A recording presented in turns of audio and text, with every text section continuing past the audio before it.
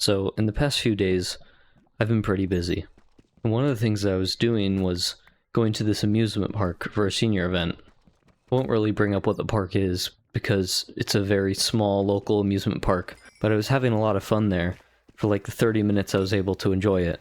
Starting off, I get pretty motion sick, and it's nothing new to me, but it's at least been getting better in the past few years, and it's something that I've always struggled with being like a passenger in a vehicle. I knew I was going to have to take a charter bus to go to this park through the school, so I'd already prepared these like motion sickness bands, and they apply pressure to like some pressure points on your wrist, and they usually work out for a little bit. They ended up working out fine for the bus, but it had already been like 2 hours when I got to the school, sat around for the bus, and got to the park. At first, my friend and I just walked around the park to see what all there was to do, since we've never been there before. We also had looked for places to eat, as we had just walked to McDonald's earlier in the day to get like a snack to tide us over until we got to the park. We decided to go on some rides before we ate, as we wouldn't want to go on a roller coaster with a full stomach. Well, we went on this wood roller coaster twice. The first time it was pretty normal.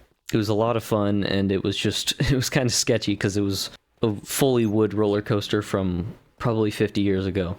And then we wanted to go again with a larger group, so we went on it a second time. But this time, I noticed it was a lot more aggressive, and there were literally moments where I felt like I was just in the air between the seat and the bar.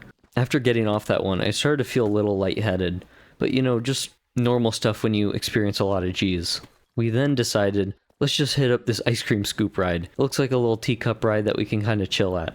Well, that was the worst thing we could have done. It wasn't just a teacup ride, it was so much worse. The ride was pretty normal as the scoops would move around in a circle and spin at the same time. But they would also go up and down on this track. And the real hitter is towards the end, they would just keep spinning and keep getting so much faster. In the moment, I was telling my friend, bro, she's just holding the button, what is she doing? But then it happened again. And once the ride had ended, I let my friend know, I gotta sit down and rest.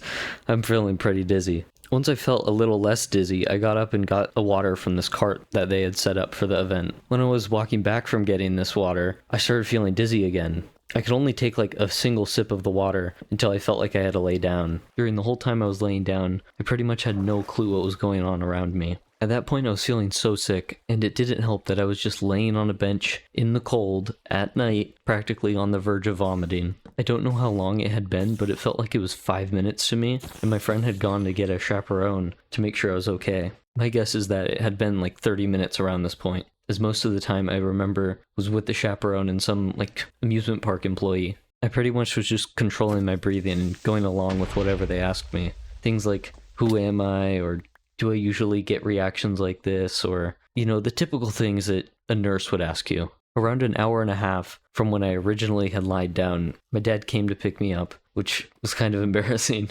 To me, it had felt like it was 45 minutes total. It's crazy how fast time is when you feel so horrible and you don't know what's going on around you. Going forward, I definitely won't be going on any rides like this. I probably should have known going into it that I was already lightheaded, but I don't know.